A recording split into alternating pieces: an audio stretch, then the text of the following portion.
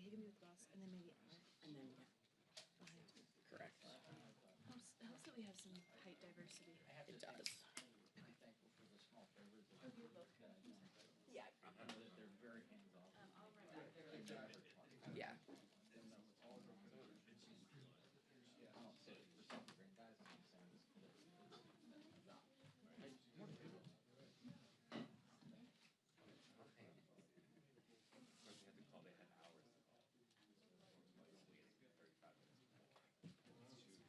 No, I knew it. I never put it all together. And if you want me to stay late, no need for me to be in the morning. Are you?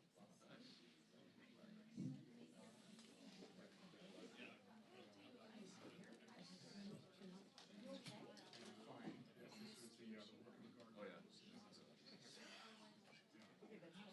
Oh, my God. You're right. Yeah, that's true. Anything Come here, I got you. That's gonna be even more busy, but. Only thing here. Yeah, very similar. So 13 stitches here. So you got the whole crowd was sort of submerged in the big pile behind us. So I started pulling at it. Next thing I know, this happened. I just saw it out. I came out here like a slip. Yeah. That's right. No. Are you still waiting for your train? Hey, Bill. Hey, how you doing? Turn that on for me on the bottom there. I got you. Cool. Beautiful. Can you hear me? One more time. Mic check, 1, Yep, 2, 3. no, I'm I clear, gotta perfect. dip out in like 20 if you see me get up, by the way. You're good to go. I mean, or not the last minute, but in the middle of it. You look a lawyer. You look a good way. Yeah, I got you. I mean, like, better late than never. I mean, like, it's obviously things like this happen. Yeah,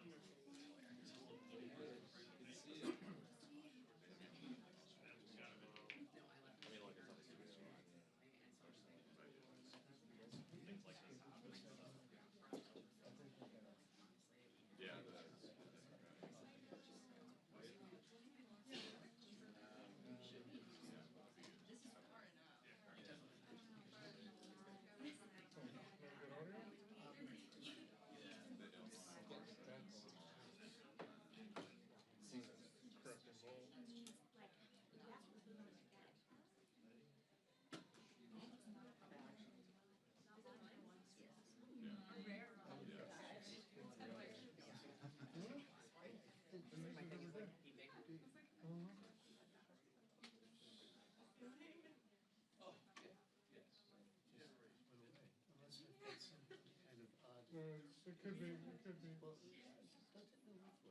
maybe there's occasional audio interference on that microphone, but I never have interference on that frequency. Of course.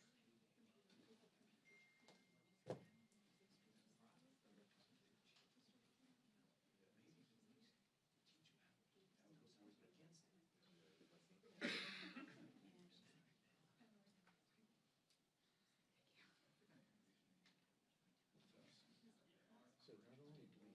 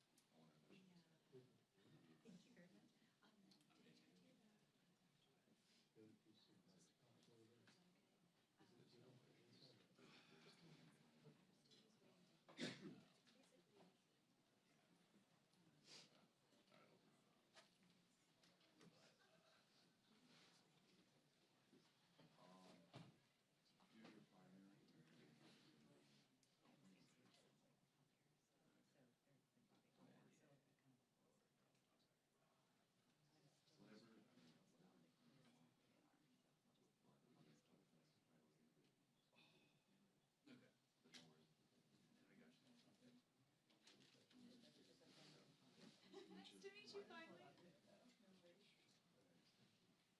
Alright, so after the second one, we head over there. Okay. I'm not sure yet. I'm still texting her. We just have basic.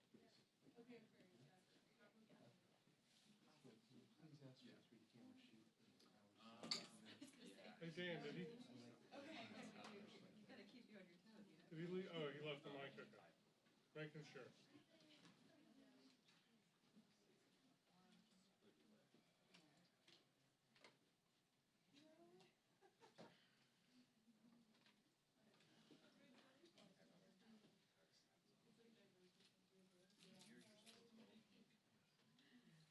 How far did you walk? It's like 20-minute walk on the other side, and then Okay. Health Station. Okay. Long enough to get as far as What time's this hit? 10:40. Oh. For some reason, we're gonna get up. She's running a little late. Yeah. Yeah, no, Her that's train. Yeah, no, that's cool. That's cool.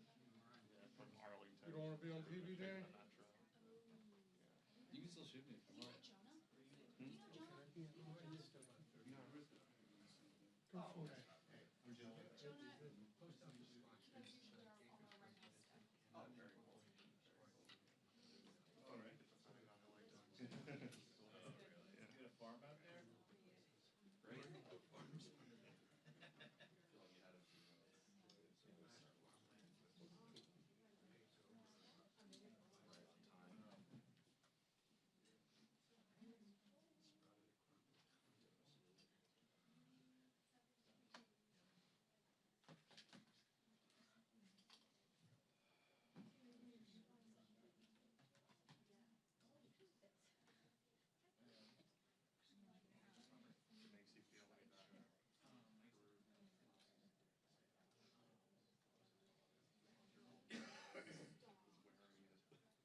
Standing on the street, thinking, what?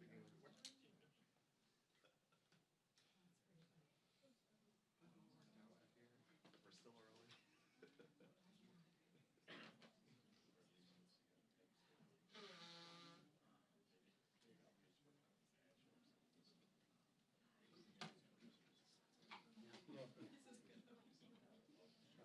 early.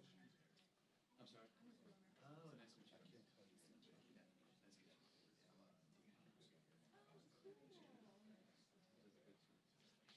Oh, I was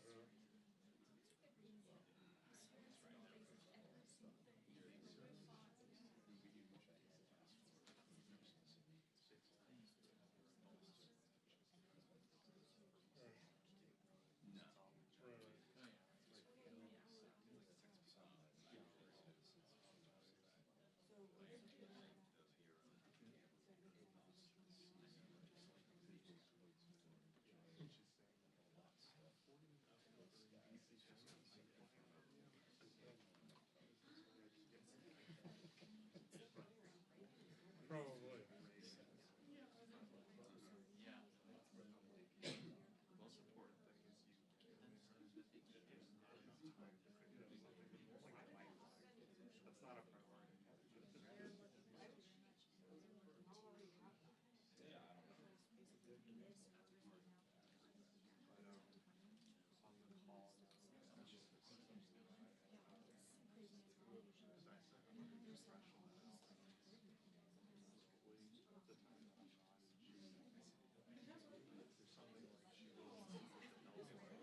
On the call there's something like she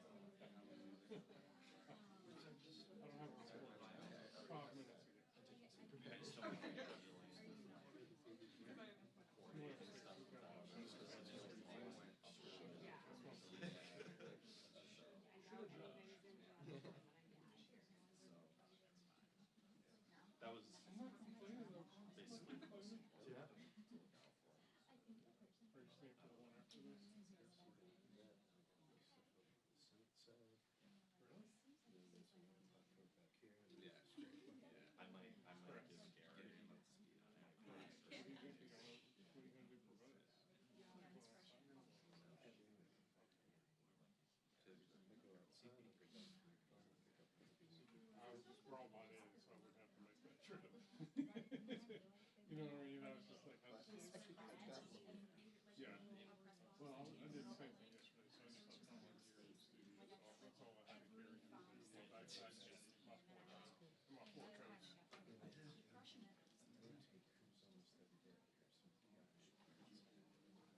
It all depends.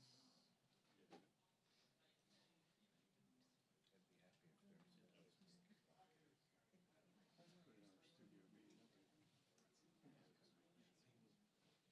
I mean, if anything did happen, there's only like 100 camera traps I have to check in if I was doing anything. You know what I mean? I think most people are pretty respectful.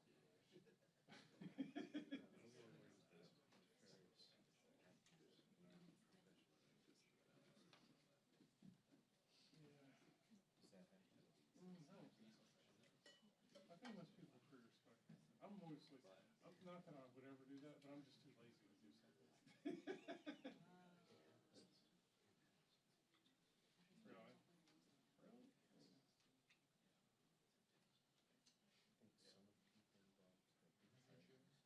Right. Really? Like take, I mean, like.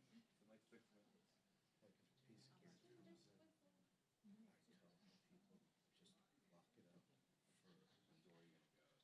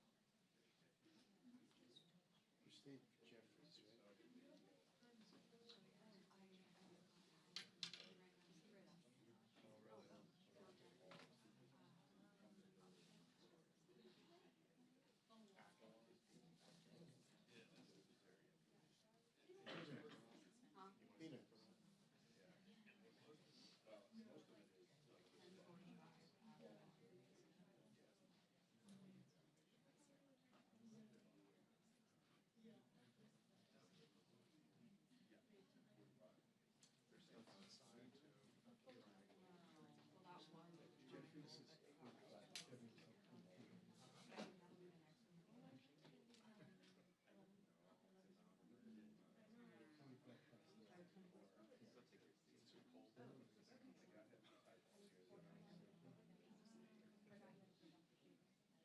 I'm sure that's why they moved it in here.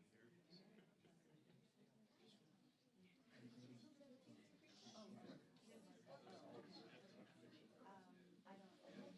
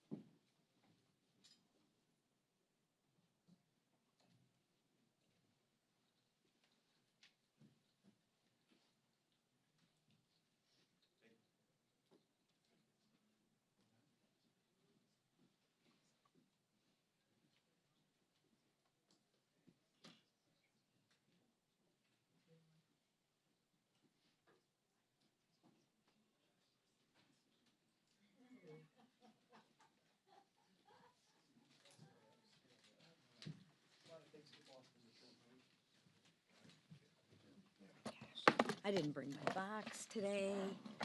That's terrible. Well, good morning, everybody. Hope you all had a good weekend. Let me be clear and start off with saying that Democrats didn't just cause inflation. They lit the match, they watched it burn, and then they poured gasoline on the flames. They buried families under regulations, spent trillions on pet projects, and railed against American paychecks to appease who? Their radical base. And Americans will never forget who did that, because we will continue to remind them. During 4 long years of Biden inflation, hardworking families actually did the right thing. They tightened their belts, they canceled vacations, they put groceries back on the conveyor belt, and they drained their savings just to keep the lights on. Because Bidenomics sent energy costs skyrocketing. Under Bidenomics, and in those 4 years, let me just paint the picture for everybody. Home heating oil shot up 44%. Gasoline climbed 48%. Electricity costs went through the roof, rising 29%.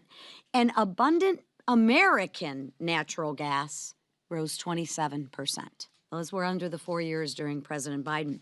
That economic punishment crushed the American dream for millions of Americans. But there's actually good news. Thanks to President Trump and Republicans in Congress, the comeback is underway, and America loves a good comeback story. Now, it won't happen overnight. You don't rebuild a burned-down home in one day. And after 4 years of economic arson, there's a lot to clean up. But House Republicans are here with the fire extinguisher. We are rebuilding the economy that working families can afford, and so that working families can thrive again. This week, we're laser focused on passing legislation that actually lowers costs. And guess what? It's already working. Gas prices are at a 4-year low.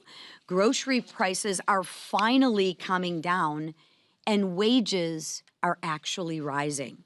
And next year, Americans will see bigger paychecks because of the Working Families Tax Cut Acts. Remember, the Democrats voted and they wanted to give every single American a pay raise. Every single American, the Democrats voted to raise your taxes. Thank God Republicans voted to not let that happen. Last week, we cut red tape and peeled back Biden's burdensome regulations, and we're doing it again this week. This is all part of an agenda to lower costs and increase paychecks for hardworking families. Real reforms to roll back Washington's overreach and put the power back where it belongs, with the workers, with the families, and with actually the job creators. Government in Washington doesn't need more power. We actually believe that the power lies with the people, unlike the Democrats who want to tell you what to do, when to do it, how to do it. The Democrats believe they are a better steward of your money than you are. We don't believe that. That's why we're putting the power back in your hands. And what are Democrats doing? Again, you think they're going to vote to lower costs? I don't think so. I think the Democrats will vote against giving you bigger paychecks. I think the Democrats will vote against relief for American families. They're fanning the flames of the crisis that they ignited, right? So we will continue our work without them. And watch how they vote, right? We will continue our work without them, because asking Democrats to fix inflation is like asking an arsonist to join the fire department. This week, we'll vote to lower electricity prices, secure supply chains, and modernize permitting to make energy more affordable again. Because House Republicans are cleaning up Bidenomics, ending Biden inflation, and restoring an America that is strong and respected again. We are restoring an America that is affordable and prosperous again for every single hardworking family. And another piece of important legislation that will be on the floor this week is the NDAA, and I don't think there's anyone better here to talk about it than a Representative Kiggins. So right now, I yield to Representative Kiggins. Thank you. Well, good morning. I'm Congresswoman Jen Kiggins, and I proudly represent Virginia's 2nd Congressional District. I'm also a Navy veteran, former helicopter pilot, a Navy spouse, and now a proud Navy mom. So it's certainly a privilege to be here today to talk about this year's National Defense Authorization Act, which should see a vote on the floor today. This is over $900 billion of money that we can send to our warfighters and to our military families. There's a large chunk of that's dedicated to ships, submarines, aircraft, the actual warfighting resources and tools that we need to just exemplify peace through strength throughout the world. That part can't be overstated. We've done so much with this administration just to reprioritize peace through strength. That's how we keep peace in the world, is by being that deterrent, by being that strong fighting force, but also taking care of our military families and our men and women in uniform. We did so much good work last Congress with the Quality of Life Task Force, and we continued that work into this year's NDAA. We looked at pay raises. We gave a 3.8% pay raise to our servicemen and women. We looked at housing. We put $1.5 billion back into housing infrastructure improvements. We know that there's a lot of room for improvement there, and I'm thankful that the Secretary of War has prioritized a task force to specifically look at where we are housing our men and women. We looked at child care. We have money specifically dedicated to new child care facilities. We looked at DoD education. We've pressing on DODEA to look at things like no cell phones in schools that are on military installations. There's a lot of money in there for health care that we want to make sure we're providing good health care for our men and women who serve and their families. We put other things in there for licensures to make it easy for providers to be able to serve our military community.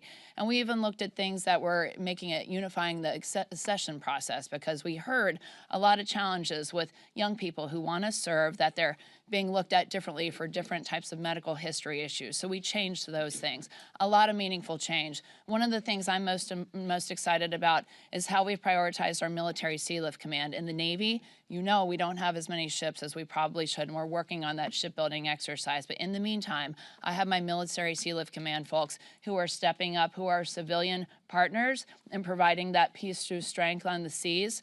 And what we left them out a little bit of the discussion with the quality of life issues. So we included them back this time. We took out pay caps for military Sea Lift Command pay. We made sure that our military Sea Lift Command members could shop at the commissaries and exchanges.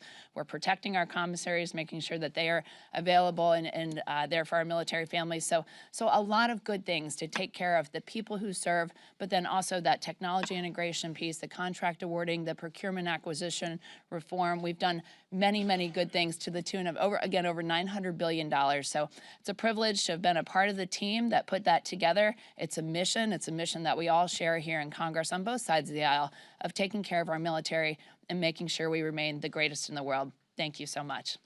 And with that. Thank you, Jen.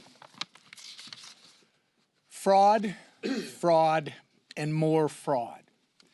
It seems like every day there is a new discovery of stolen taxpayer dollars in my home state of Minnesota. And who is smack dab in the middle of it? The self-acknowledged liar, incompetent, failed governor, and failed vice presidential candidate Tim Walz. But with the world now watching, Walz can no longer hide from accountability. I want to thank President Trump and his all-star administration for pursuing justice for the hardworking taxpayers of my state of Minnesota. Secretary Noem, Secretary Bessent, Secretary Duffy, FBI Director Patel, Administrator Loeffler, Dr. Oz, Stephen Miller, Border Czar Tom Homan, and even more in the Trump administration have sounded the alarm and taken action finally. On behalf of the people of Minnesota, thank you. In addition to exposing and eliminating rampant waste, fraud, and abuse, President Trump and House Republicans are delivering on our promise to restore affordability and opportunity for the American people. With legislation to streamline permitting, unleash American energy, and increase opportunities for Americans to invest in their futures, we're working to lower costs, support American jobs, and spur business innovation. In particular, the nonpartisan INVEST Act, led by Congresswoman Ann Wagner, is going to cut bureaucratic red tape. It's going to empower small businesses in this country and entrepreneurs. and give Americans more freedom to invest, build wealth, and save for the future. This will be another great week for America First Wins. And with that, I yield to our leader. Thank you, Whip, and really appreciate the work that the Whip has done to remind everybody about the fraud that was going on in Minnesota for years. It's finally getting, I think, more coverage, not as much as it deserves, but alarming that so much of that was going on right under the nose of Governor Walz, and the brutal waste of taxpayer dollars. We're going to continue, as President Trump is this week, to focus on affordability and lowering costs. You saw President Trump go to Pennsylvania yesterday to talk about a number of the things he's been working on in his administration and working with Congress to lower costs for families. But it's important to remind people what he inherited and what was going on in this country under the Biden administration for 4 years, when you saw prices skyrocketing, energy costs skyrocketing, interest rates skyrocketing, and Democrats in Congress never cared about any of that. They let it happen. They looked the other way over and over again. An open, porous southern border that President Trump not only said he would fix as a candidate, but now has fixed as President of the United States. And when he talks about the things that he's doing to lower inflation, we're finally seeing some relief, but we're going to continue working to lower costs for families. And it's something that is not only important to President Trump, it's important to this House majority. You know, we talked a lot about health care in these last few weeks here at this podium, but our committees have been working on very serious proposals, all focused on lowering costs for 100% of American families. While Democrats talk about less than 10% of the American people, we have been talking about what we can do to lower health premiums for 100% of American families, while also giving options to people who are trapped in unaffordable Care Act plans. Where Democrats want to keep them trapped, we want to give them options. And so we've been working and meeting with different caucuses within our conference for weeks. The committee chairs have been talking about the very specific bills. We've been meeting and getting ideas from a lot of our members who have great, passionate ideas on health care. The Doctors Caucus, doctors who practiced medicine in the private sector and then they came to Congress. They still have great ideas about how to restore the doctor-patient relationship that Obamacare broke. So many things about health care that the Affordable Care Act just destroyed, starting with the title of the bill. Nothing is affordable about the Affordable Care Act, and Republicans want to fix that. And so what we did today in our conference just a little while ago has had a really productive discussion about all those ideas that the committees have been working on, not just ideas, actual bills. And we are now focused on bringing a number of those bills to the floor next week that we have consensus on. There are still some areas that we don't have full agreement upon, and we're going to keep working on those. And we've committed to work on those early in the next year, but starting next week, voting in the House on bills that will focus on lowering premiums for 100% of Americans. Let's see where Democrats stand when it's not just giving money to insurance companies and propping up failed Obamacare plans, but actually helping 100% of Americans have better choices and lower health care premiums. So we're going to continue bringing bills to the floor that work on fixing problems that Democrats have created and delivering on the promises we made to the American people. And our champion, who is our lead person who is helping unify this very narrow Republican majority, but very effective Republican majority, is our Speaker of the House, Mike Johnson. Thank you. Good morning. Our majority is narrow, but we were happy to add a new member this past week, and we've administered the oath now to Representative Matt Van Epps of Tennessee. You're really going to love him. He's a combat veteran and a dedicated husband and father, a very effective state official from Tennessee, and now he will be representing the folks of Nashville and 14 counties here, and we've added him to his committees this morning formally and officially, so he is hit the ground running. There is a lot going on here. We wanted to talk with you about some of those things this morning, and I'm so grateful for this leadership team for giving you the report so far, and for Representative Kiggins, who is an extraordinary member of Congress, as you know, a decorated veteran and somebody who's so committed to our nation's defense and our military servicemen and women, and her expertise and all these things has been so greatly appreciated. We're glad to have her this morning. Now, look, we've had one of the most consequential, most productive, most successful Congresses in the history of this institution, the 119th Congress. In spite of those small margins, the Republican majority has been working in lockstep with the Republican majority in the Senate, even though that one's small as well, and of course with our strong Republican president and his administration. And the results of that cannot be questioned. And I see this false narrative right now, oh, they haven't done enough. Oh, pray tell. Listen, the Working Families Tax Cut, the big beautiful bill, took about 6 months of the first part of this Congress to put together because it was so consequential and so comprehensive. And there are so many things in that bill that our members are going to be so excited to go and run on and talk about in the upcoming election cycle, because we inherited an absolute disaster from the Biden administration. Virtually every area of public policy was decimated, and we had to rebuild from the ground up in many of these places and make all sorts of changes and reforms to get America back again.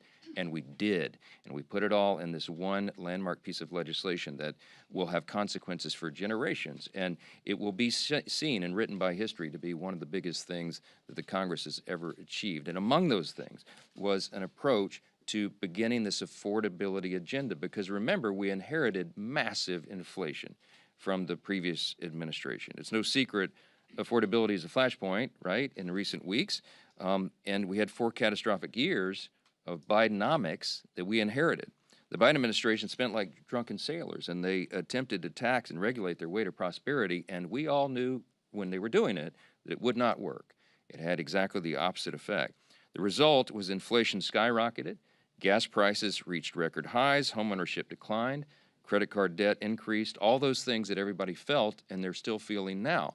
Now, the American people gave us a mandate in the election. The president won the Electoral College soundly. He won a big majority popular vote. We got the highest vote total for House Republicans in the history of this institution, and they charged us to go fix this. We began that process with the big, beautiful bill, and we have never let up on the accelerator. We keep it going day by day, week by week, notching away at this, trying to fix everything that the previous team broke. And now I wish we could flip a switch right after the election and make it all go away, make it all right. But you know that's not how the economy works. It takes some time to implement new policies and root out the bad things, and that's what's happening. It is a fact that the Biden administration and their Democrat enablers in Congress, we cannot forget, wrecked the U.S. economy. That's what happened, and we had to take it over in January. This is why Democrats' newfound claims about affordability are just patently absurd. Okay, here are the facts, and you know this. Many of you don't write about it, but these are the facts, and they're undisputed. They broke the economy, and now they want to lecture to the American people about affordability. They opened our borders, and now they want to lecture to the American people about immigration border enforcement. They broke the American healthcare system. They caused premiums to skyrocket. And now they have the audacity to tell Republicans that the only way to save it is to throw hundreds of billions of dollars to health insurance companies, which would merely fuel a system that is rife with fraud, waste, and abuse. You cannot be an arsonist and a firefighter at the same time. That's the message for the Democrats. Let's be very clear about one thing. When the Democrats talk about health care affordability, okay, this catchphrase that they are talking about one thing and one thing only. They are talking about continuing handouts to big insurance companies. They have no ideas, they have no desire to fix the broken system they created. They just want to subsidize it. And subsidy is a big word. It means they're taking taxpayer dollars and funding a broken system. That is their entire affordability agenda in a nutshell. This agenda does not lower health care costs. All it does is hide the cost of the failed law, which we assume is the point. And their proposal, which is a 3-year extension of these enhanced subsidies, the Democrat COVID subsidies that they created, that they put the expiration date on for this December, that proposal to extend that for 3 years is devoid of any reforms to clamp down on the rampant waste, fraud, and abuse And it continues to provide taxpayer-subsidized health care to Americans who are making hundreds of thousands of dollars in annual salary. It doesn't make any sense. Now, you heard Whip Emmer and Leader Scalise reference the massive fraud that's just been uncovered in the last week or so in Minnesota. We know that this has been going on around the country in these deep blue states, and now the evidence is starting to come forward. It's staggering. It should upset, it should anger every American that this is where their dollars are being wasted and abused. A new report by the Government Accountability Office, which I haven't seen too much written about yet, you should look into that. It is an eye-opener as well. It makes clear why it would be a dereliction of duty to just extend subsidies without massive reforms to them, okay? Over the last 2 years, this is investigators at the Government Accountability Office, okay? They submitted 24 fraudulent applications for the ACA subsidies, the Unaffordable Care Act subsidies, Obamacare, okay? Of the 24 fraudulent applications that they created intentionally to just see what would happen, 23 of them were approved. These applications were completely fraudulent. The investigators did not submit any Social Security numbers, citizenship documentation, or reported income documents. And 23 of the 24 applications were still approved. 18 of those, by the way, are still receiving coverages they were as of September of this year. That means the Obamacare exchange and insurers didn't verify any of the information that they were supposed to under the law, and they proceeded to pay tens of thousands of dollars to insurance companies for people who do not exist, okay? The GAO report also found that 29,000 Social Security numbers in 2023 and 68,000 in 2024 were used to receive more than 1 year's worth of insurance coverage. In other words, multiple people were utilizing the same Social Security numbers to openly defraud the American taxpayers. The GAO also found that more than $94 million was sent to insurers on behalf of dead people, okay? This is the system that Democrats in Congress want to extend without reform. It's unbelievable. Listen, these are undisputed facts. The Democrats broke America's healthcare system when they gave us the Unaffordable Care Act, Obamacare, 15 years ago. Remember all the promises? Some of y'all were here.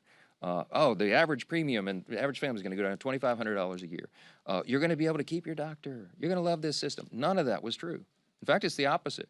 And premiums have risen because they broke the system dramatically over that time. In some areas, as much as 70%, in some over 90%. And those things are still on a trajectory to rise further. Now, what are we going to do about that? The Democrats had a chance to vote to make life more affordable earlier this year in the Working Families Tax Cut, the big, beautiful bill, and they blew it. The House version of the bill, you may remember, included cost-sharing reductions. We passed that out of the House, we sent it to the Senate, and what that would have done is would have lowered premiums for the average American family by over 12%. Democrats fought to strip that out of the bill. Every American watching today should remember that. The Democrats had a chance to actually lower your premium 6 months ago, but they refused because they wanted to keep health care as a political football. They do not want a solution. They want an issue. That's what this is about. They use the American taxpayers, they admitted themselves during the longest shutdown in U.S. history a few weeks back, as leverage in this cynical political game. So in the coming days, what you're going to see is the other party, the Republican Party, continuing to do the important work that we've already begun to actually lower the cost of health care and reduce fraud, and we hope Democrats will join us in those efforts. There are two parties in this town. One has no intention and no plan and no desire to lower your health care costs. They really haven't put any good idea on the table. They just want to subsidize a broken system. Check them on that. The Republican Party, on the other hand, is already demonstrating that we know how to do this. We're not just talking about it, we've done it. In the Working Families Tax Cut, you will remember, in the Medicaid reforms, we went after program integrity. We didn't change the substance of Medicaid, as they've claimed falsely. We went to program integrity. Why? Because we owed that to the American taxpayers. We got ineligible recipients off of Medicaid, and we cut out the fraud, waste, and abuse. And the CBO said they've calculated it saved $185 billion for American taxpayers, and it reduced premiums. We reformed it to strengthen Medicaid. Those same principles are going to guide us in the months, in the days and weeks and months forward. As Leader Scalise noted, we have some low-hanging fruit. We have some things that every Republican agrees to. Democrats won't. Remember, they don't actually want to fix this problem, but you're going to see a package come together that will be on the floor next week that will actually reduce premiums for 100% of Americans who are on health insurance, not just the 7%. Remember, the COVID-era subsidy only covers 7% of Americans, and it was passed and extended without any reforms at all. It would only reduce their premiums by 4%. So they're using that as a red herring. The overall system is broken, and we're the ones that are going to fix it. You will see that laid out. Thanks to the good work of Chairman Cole and all of our appropriators, we have our appropriations process that will be going forward as well. We're moving those through the regular order process, and that's the way it's supposed to work. So you'll see many of those going through the process, and we think we can get it all wrapped up by the end of that deadline on January 30th. And you'll see that process continue over the days and weeks ahead as well. I will say this again. This Congress has been the most productive and successful in the modern era, and I think I think you can make an argument, one of the top 5 of all time. You'll have heard me say that. Look at the evidence and the facts. Don't listen to the talking points. This team has delivered with small margins what the American people asked us to do and what we promised we would do. And that work has just begun. It will continue in earnest all the way through the end of this year as we sprint through the end of this calendar year and we start the new session in January. We never let take our foot off the gas. So with that, I'll take a few questions. Yeah. Speaker Johnson, do you intend to advance pro-life provisions in your health care package, such as Hyde amendments for whatever you advance? Well, look, it's an important principle the Republicans always stand by, the Hyde provisions. It's been a tradition in our law forever. We do believe in the sanctity of human life, and we think it's important that taxpayer dollars not fund abortion. I mean, this is a well-settled principle of ours. So this week, as we go forward, we're gonna do a lot of things on the floor, and we always keep our fundamental principles in mind. Let me tell you just some of these things this week. I mean, some of this has been mentioned, but real substantive things coming to the floor. We passed legislation last week to keep the CCP out of your children's classrooms and to cut costly red tape for small businesses. This week, you're going to have the NDAA on the floor, as Representative Kiggins has talked about, building on historic investments that we included in the Working Families Tax Cut to advance President Trump's Peace Through Strength agenda. By the way, I want to just tell you, before somebody's going to ask about these provisions, this legislation, the NDAA, codifies 15 of President Trump's executive orders, as the leader mentioned, provides a well-deserved pay raise for our troops. It advances the Golden Dome. It revitalizes our defense industrial base. It ends woke ideology at the Pentagon, and it keeps the border secure. And it's the product of months of work by Chairman Rogers and our House Armed Services Committee with Representative Kiggins and all the colleagues there. We thank them for their efforts. And this week, we're also going to have legislation to streamline permitting processes, accelerate permitting approvals, as Chairwoman McClain discussed, strengthen our electric supply chain, and many other things. What you're not going to see, though, is the dreaded Christmas omnibus, right? Because we broke that fever, and I'm so proud of that. For 3 consecutive years, Republicans have avoided the bloated end-of-the-year Christmas omnibus. We've broken that tradition, and we're not turning back. Those are the things you're going to see as we advance our core principles and we stick to the traditions of what we've done for the taxpayers and for the citizens of this country. Yes. Second row, right here. Class. After the Gang of 8 briefing that you had yesterday, what makes this video of a second strike on a suspected drug vote different from the other videos the administration has voluntarily released? And do you support all members of your conference being able to see it? My admission here is I was not in the Gang of 8 briefing yesterday because we were working on the healthcare stuff, and it was timed at exactly the same time as we had our 5 families, all of our caucus meetings, and I told Secretary Hegseth and Secretary Rubio I wouldn't make it, so they're going to meet with me individually, so I have not yet seen that. But I will tell you that they have obviously shown that video to the Gang of 8, and I think members of the House Armed Services Committee and the Senate Armed Services Committee. So you have to ask the question to them. So we'll see. Yes, yes, sir. Yes, sir. Second row. Yes, sir. Yeah. Can I get your thoughts on Jasmine Crockett's run for Senate? What does it say about the state of the Democratic Party? And do you feel worried about her chances of winning at all? I'm absolutely delighted that Jasmine Crockett is running for Senate in Texas. I think it's one of the greatest things that's happened to the Republican Party in a long, long time. She is the face of the Democratic Party. She and Mamdani. Good luck with that. I want her to have the largest, loudest microphone that she can every single day, and we look forward to having that election down there. We are going to elect another Republican senator in Texas. Texas is a red state. The people of Texas are common sense Americans, and what Jasmine is trying to sell will not be purchased by the folks of Texas. That is my prediction. Yes, yes. Thank you. Thanks so much. Will you be meeting